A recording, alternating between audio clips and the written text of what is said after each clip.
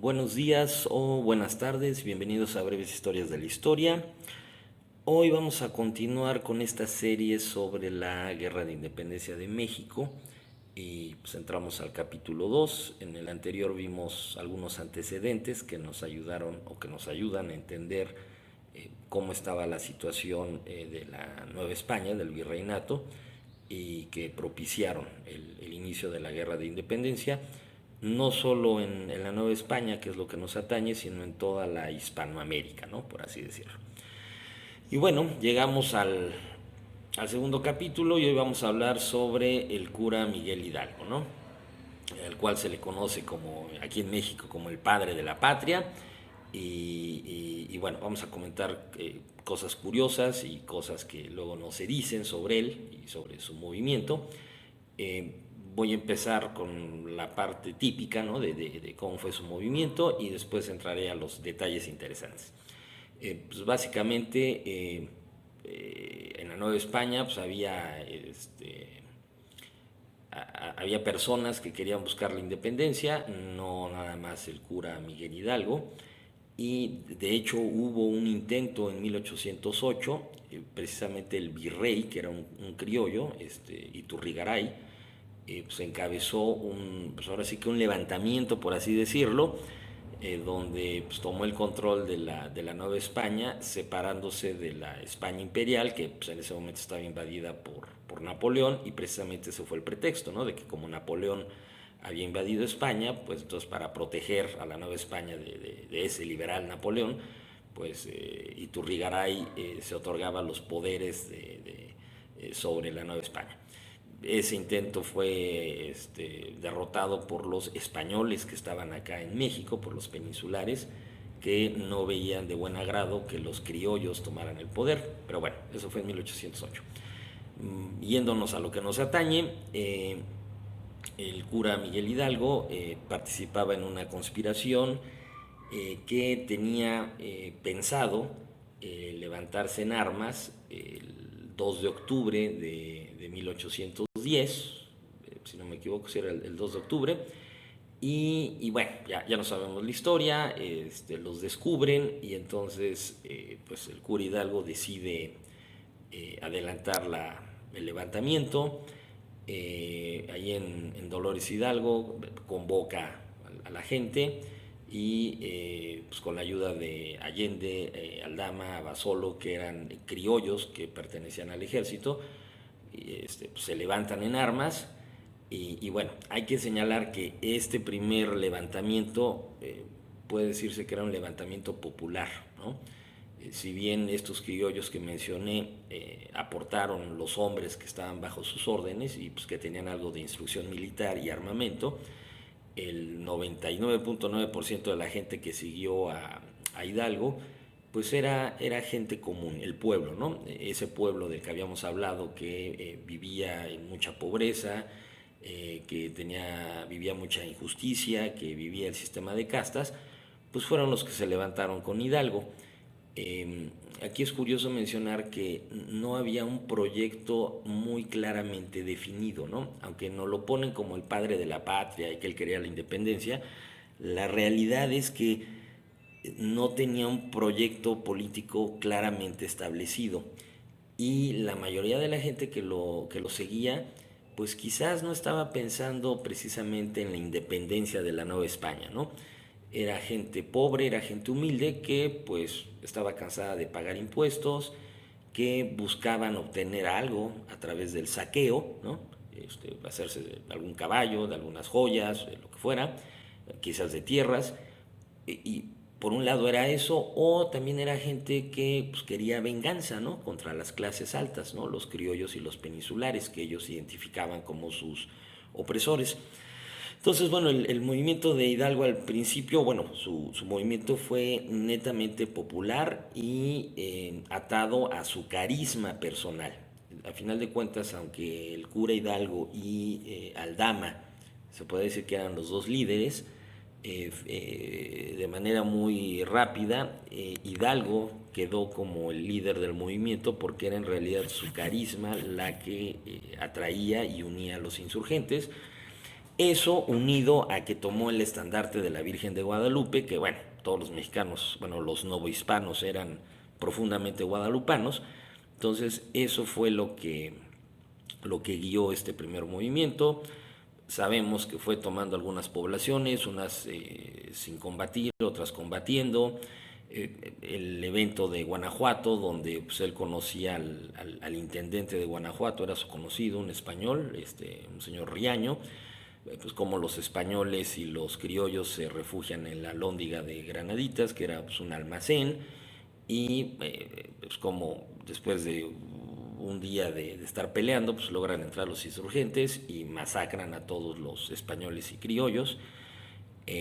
Ahí lo ligamos a la leyenda, porque es lo que tenemos que decir, la leyenda del Pípila, que supuestamente un minero, ¿no?, se cargó una losa de piedra en las espaldas para protegerse de las balas y poderle prender fuego a las puertas de la Alhóndiga, lo cual, pues vaya, no resiste una revisión histórica elemental, ¿no? Más bien queda del lado del mito.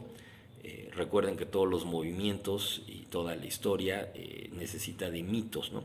Entonces el mito del Pípila, ¿no?, el hombre del pueblo que realiza este acto heroico, pues cae muy bien para la historia oficial de la independencia. Hidalgo sigue avanzando, se le sigue juntando mucha gente, pero pues no era un ejército profesional, era pues una horda, una turba, una masa de gente, ¿no?, que no tenían armas de fuego, la mayoría llevaban lanzas, machetes, garrotes, lo que tuvieran, no iban uniformados, no iban divisiones de un ejército o regimientos, ¿no? O sea, era una masa de gente que también lo seguían la esposa y los hijos y el abuelo y el compadre, ¿no?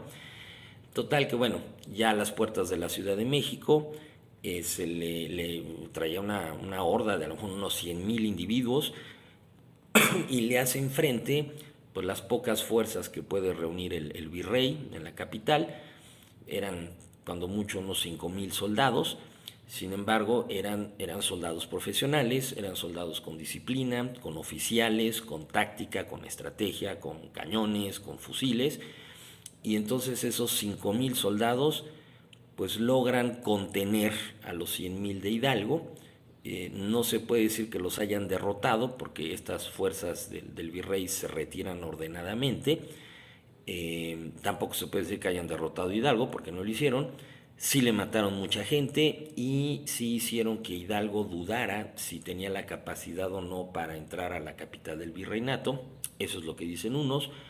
Otros dicen que más bien no entró a la capital del virreinato, a la Ciudad de México, porque tenía miedo que esta turba, y que aparte estaba enojada, ¿no?, por todas las bajas que había sufrido en el Monte de las Cruces, en esa batalla, pues que se soltaran a saquear y a asesinar gentes en la Ciudad de México.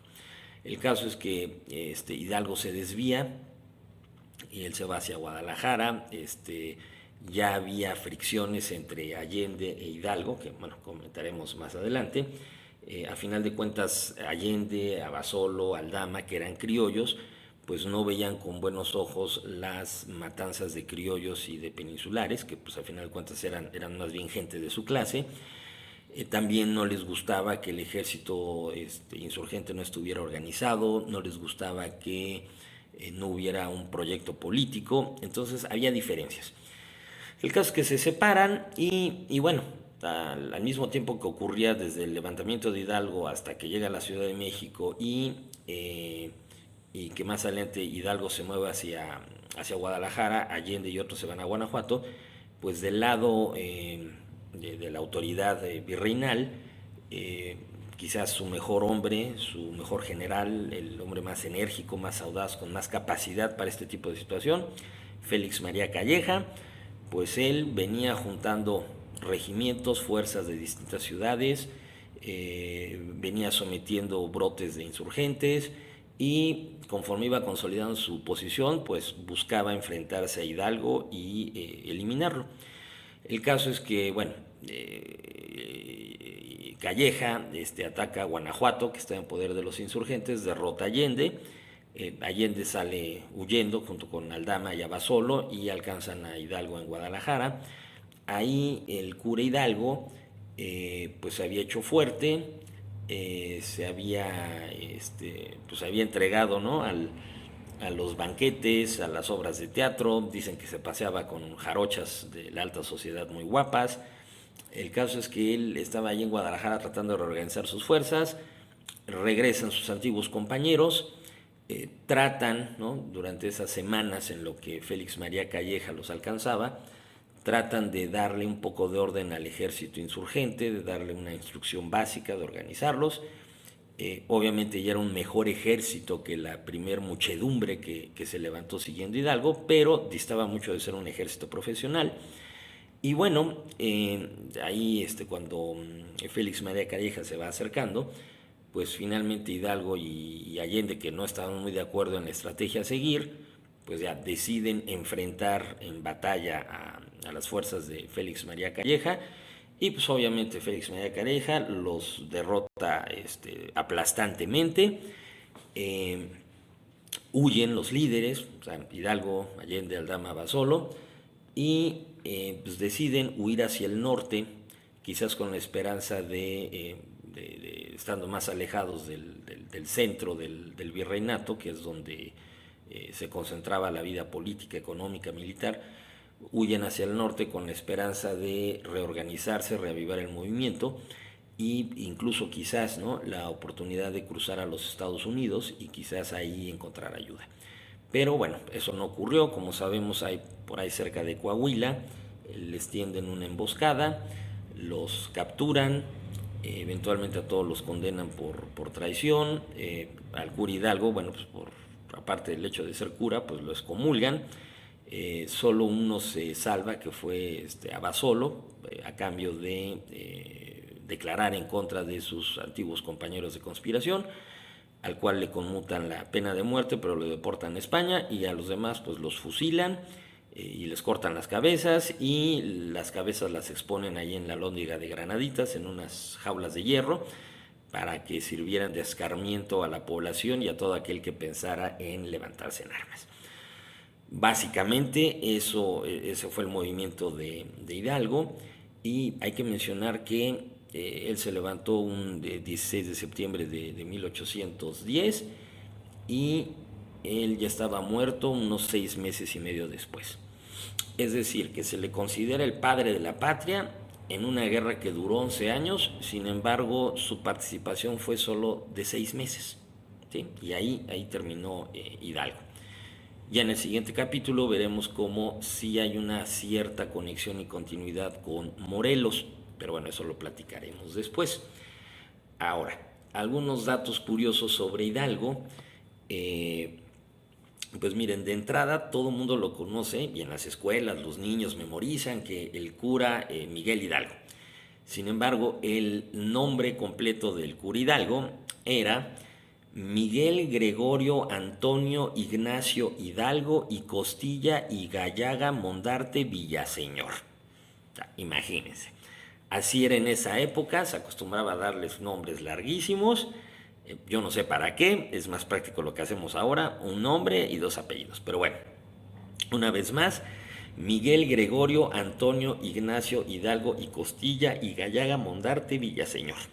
Bueno, otro aspecto curioso, ¿no? Se nos presenta al cura Hidalgo como el padre de la patria, y aparte sus pinturas, sus representaciones nos presentan un hombre con el pelo totalmente blanco, ¿no? Entonces pareciera ser como que Hidalgo era un anciano bonachón, ¿no? Pues la realidad es que Hidalgo tenía 58 años cuando empezó su levantamiento. Sí, era un hombre grande para su época, pero pues a nuestros ojos, ahora en el 2020, pues no era un anciano, era todavía un hombre pues con muchas energías y mucho que hacer en la vida, ¿no? Hidalgo, aunque era cura, hay que recordar que en esa época pues no había todos los trabajos que hay ahora y no había todas las universidades y oportunidades de educación que hay ahora. Entonces, en ese entonces, en todas las familias, digo, y familias de, podríamos considerar de clase media para arriba, porque en realidad no había una gran clase media, pues se buscaba que los hijos siguieran dos profesiones, las armas o el seminario, es decir, que se volvieran militares o que se volvieran sacerdotes, cosa muy distinta ahora que pues la verdad es que las clases medias y altas de México y de cualquier país pues no tienen entre sus grandes aspiraciones que sus hijos sean militares o sacerdotes. Ahora se busca que seas licenciado y contador y abogado y médico y biólogo y empresario, ¿no? Pero en ese entonces, para las clases de la mitad para arriba, que eran la minoría, pues esas eran las dos profesiones más buscadas, ¿no? Entonces había, y esto no es malo ni es crítica, en toda la, bueno, España y en la España en Hispanoamérica y en Europa, pues muchos sacerdotes que en realidad no tenían una vocación religiosa, más bien lo hacían porque era lo que esperaba su familia de ellos o porque era una buena oportunidad para obtener educación. Como les había comentado, pues no había toda la oferta educativa que existe ahora. Entonces, un muchacho que quisiera tener los rudimentos básicos de la educación de esa época, pues una buena alternativa era entrar al seminario. Benito Juárez estudió en el seminario, Porfirio Díaz estudió en el seminario, que ya después se salieron y estudiaron para abogados, eso es otra historia, ¿no? Pero lo que voy es que no todos los sacerdotes de esa época eran sacerdotes por convicción, algunos eran por conveniencia, ¿no? Y bueno, Hidalgo, pues yo me imagino que era algo parecido, porque pues era un hombre muy inteligente, muy dinámico, muy capaz, muy alegre, le encantaba organizar bailes, le encantaba en aquellos pueblos donde tenía que oficiar misa o trabajar como sacerdote, le encantaba organizar obras de teatro, recitales, fiestas, y bueno, también Hidalgo era un hombre muy emprendedor, muy industrioso, ¿no? Podríamos decir que era un empresario en potencia. Le encantaba ayudar a sus feligreses a montar talleres de herrería y de teneduría de pieles. Aprendió a fundir cañones.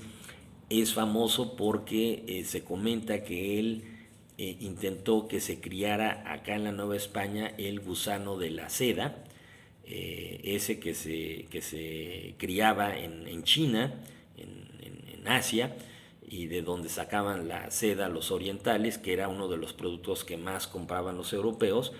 Pues Hidalgo intentó iniciar acá una industria de la seda, pues para ahorrarse el traerla desde Asia y que mejor los beneficios se quedan en la Nueva España. Entonces, bueno, pues Hidalgo era un personaje sui generis, ¿no? Singular, simpático, alegre. Le gustaba mucho leer y obviamente recibía mucha literatura actual y prohibida de la Europa, ¿no? Todas esas ideas liberales que surgieron en Francia, pues Hidalgo estaba al tanto de ellas, ¿no? Y bueno, eso es más o menos un panorama de cómo era Miguel Hidalgo. Se nos vende mucho la imagen de que el cura Hidalgo fue el que estaba ahí tocando la campana, ¿no?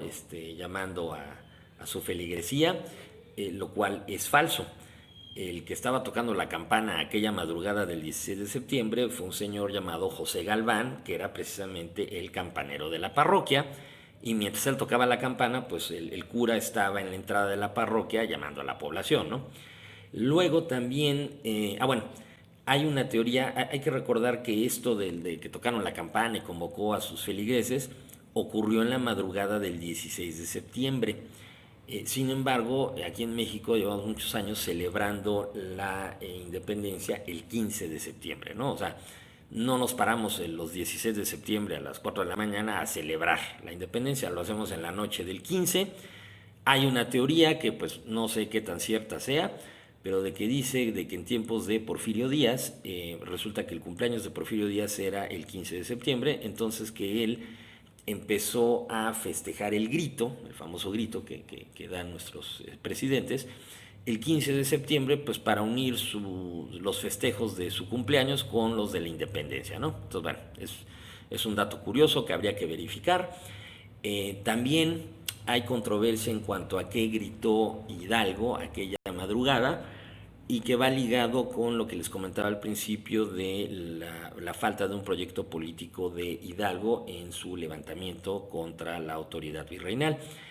Hay quienes dicen que él gritó viva la Virgen de Guadalupe, viva la religión católica, viva el rey Fernando VII. Y es una versión que no nos cuentan mucho. La versión típica es que dicen que él gritó muera el mal gobierno, viva México, viva la independencia. Obviamente la segunda versión es la que más se acomoda a los intereses de la historia oficial, pero la otra versión quizás sea la más verídica o la más apegada a la realidad, porque recuerden que en ese entonces había criollos peninsulares aquí en la Nueva España que no es que quisieran independizarse de España. Ellos lo que no querían era que seguir siendo súbditos de España si es que España estaba en manos de Napoleón. Entonces eran cosas distintas, ¿no? Y había todavía muchos menos criollos y peninsulares, pues no, que lo que en realidad buscaban era independizarse de España, ¿no? Entonces, más bien suena a que Hidalgo pues inició su levantamiento con la intención de tirar a los peninsulares aquí en el virreinato, pero seguía manifestando lealtad a Fernando VII, que era en teoría el rey que debería de gobernar en España si no estuviera invadida por Napoleón. Obviamente esto nos suena mucho más lógico, pero pues no queda bien en la imagen de un padre de la patria que quiere organizar un levantamiento y pues no precisamente para independizarse de España, sino porque se negaba a obedecer a Napoleón, ¿no? Pero bueno, son las versiones que hay, ¿no? Eh, También hay que mencionar que la forma en que llevó Hidalgo el movimiento al principio, como les comentaba, cuando entraban a algún pueblo, alguna ciudad, tenían alguna batalla, pues Hidalgo permitía la matanza de peninsulares y de criollos, ¿no? Eh, no sé si lo permitía o a lo mejor no podía controlar a esa horda de gente que lo seguía, ¿no? Que no era un ejército. Esos primeros movimientos o pasos obviamente lo distanciaron de los criollos. Obviamente los peninsulares no querían hablar de independencia y no querían que se tocaran sus privilegios. Pero todos aquellos criollos que sí albergaban deseos de independizarse de España, no por el bien del país, sino para ellos ocupar los lugares de los peninsulares y los trabajos y los puestos y la riqueza, pues cuando se ven ante un movimiento netamente popular, ¿no? Que mata a los suyos, pues terminan por mejor unirse con los españoles, ¿no? Entonces ahí Hidalgo, sí es cierto, organizó un levantamiento popular, pero se alejó de los criollos que eran quienes le podían proporcionar de cuadros, tanto militares como civiles, que le ayudaran a organizar su movimiento. También le podían proporcionar muchos recursos que la gente pobre no podía, pero con estas matanzas y asesinatos de criollos, pues lo único que hizo fue empujar a los criollos con los peninsulares y quizás retrasar este movimiento de independencia que duró 11 años y que pudo haber sido más corto, ¿no? Eh, ya por último, dos, tres comentarios. La campana que está en la parroquia de Dolores Hidalgo y que se dice que utilizó Miguel Hidalgo, pues no es la original. La campana original está en la Ciudad de México, en Palacio Nacional, y fue trasladada precisamente por Porfirio Díaz, que pues, en lugar de trasladarse a Dolores Hidalgo a dar el grito, él quería darlo pues, en el Zócalo de la Ciudad de México, entonces hizo que la campana original que tocó este señor José Galván en la parroquia de Hidalgo, pues, se la trajeran a la Ciudad de México. Entonces, pues, si ustedes van a Dolores Hidalgo, pues la campana que está ahí no es la verdadera. Tendrían que ir a la Ciudad de México para verla. Y bueno, ya por último, los retratos que tenemos ahorita de Hidalgo y que incluso hay en Palacio Nacional y donde muchas personas y presidentes se toman una foto, pues resulta que no son retratos, por así decirlo, o pinturas originales del cura Hidalgo. Cuando él inicia su levantamiento, obviamente el poder político del virreinato pues lo persigue, lo enfrenta, pero también la Iglesia Católica, que estaba aliada con el poder político, pues excomulgan al cura Hidalgo por atreverse a levantarse y en esta campaña de desprestigio y de enfrentarse al cura Miguel Hidalgo, pues destruyen todos los cuadros que había de él. Y cuando lo capturan, pues también los cuadros que le habían pintado ahí en Guadalajara, pues también todos los destruyen. Cuando se consuma la independencia, pues resulta que ya se decide, ¿no? Que el cura Hidalgo sea el padre de la patria, pero pues no teníamos ningún retrato de él porque todo se había destruido. Entonces, finalmente un sacerdote belga que vino durante el imperio de Iturbide, que ya hablaremos de eso, que fue en los 2 años siguientes a la independencia, es el que se encarga de pintar un cuadro del cura Hidalgo, porque pues como era el padre de la patria, pues había que tener un cuadro sobre él. Entonces pinta un cuadro, pero pues no tenía referencias gráficas, porque todo se había destruido. Entonces, pues este sacerdote belga lo que hace es, pues, trató de leer escritos, crónicas, cartas, la información que tuviera para darse una idea de cómo era este cura Hidalgo y poder pintar el cuadro, ¿no? Es decir, nunca pudo ver en vida a Miguel Hidalgo y nunca pudo ver un cuadro de alguien que haya visto a Hidalgo para basarse en él para pintar su cuadro, ¿no? Ya finalmente, como les mencionaba, aún esta primera etapa del movimiento de independencia, pues no había una total coordinación y acuerdo entre los insurgentes. Allende principalmente, que era la otra figura de peso en el movimiento, siempre tuvo fricciones con Hidalgo y eventualmente estas se fueron acentuando.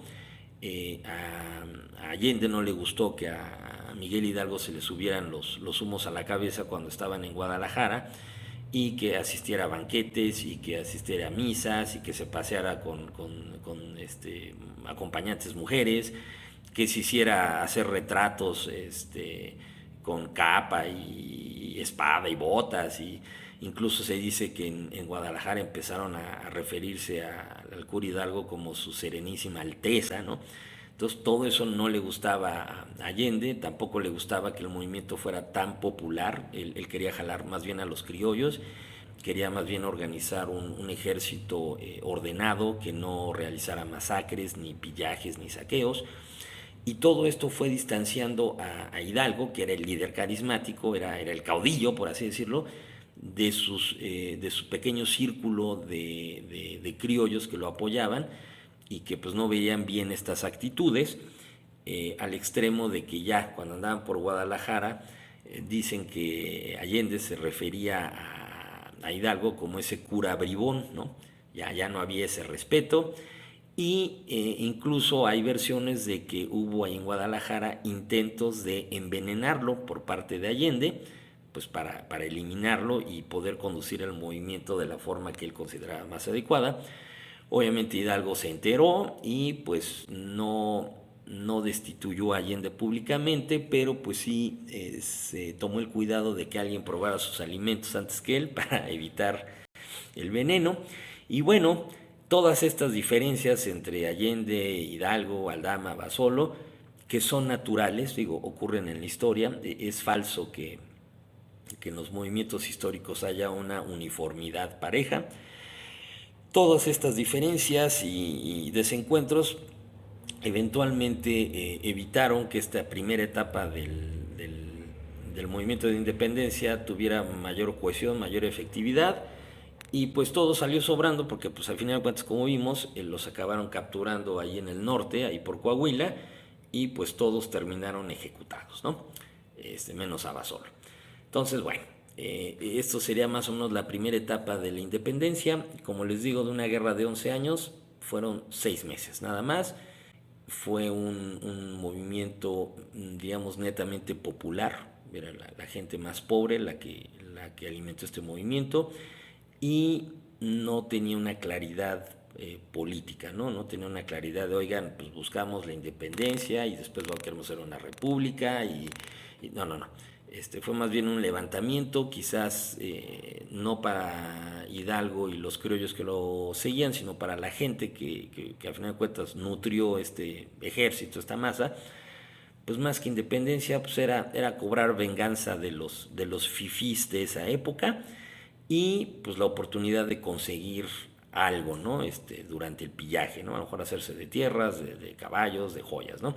Entonces, bueno, esta sería la primera etapa y aquí daríamos por concluido este primer capítulo. Eh, este, este video, esta cápsula ha sido presentado por Montessori del Sol Puebla. En el guión, la narración y la producción, Ramón Matos Pérez. Y nos vemos hasta la próxima.